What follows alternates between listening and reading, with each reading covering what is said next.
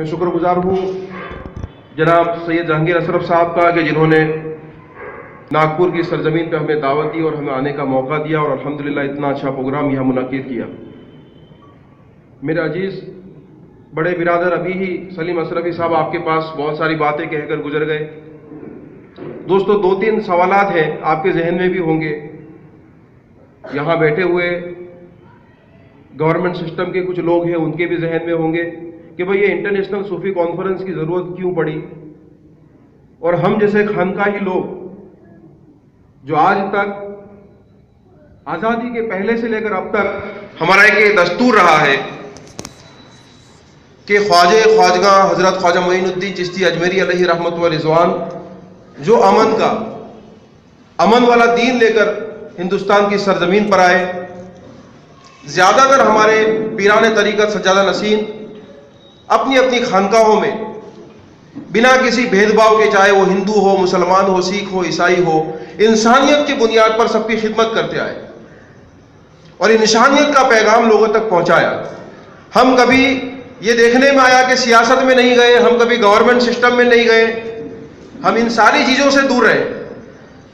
لیکن آج کیا ضرورت پڑی کہ آج ہم کو دنیا کے سامنے آنا پڑتا ہے۔ انٹرنیشنل صوفی کانفرنس کے ذریعے دنیا کو کچھ پیغام ہم پہنچانا چاہتے ہیں جو آج تک خانقاہیں خاموش رہی،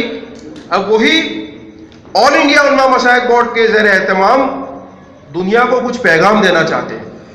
وہ پیغام کیا ہے اور اس کی ضرورت کیا پڑی؟ دوستو تصوف کیا ہے؟ حالانکہ تصوف کی تعریف تو آپ جانتے ہی ہیں،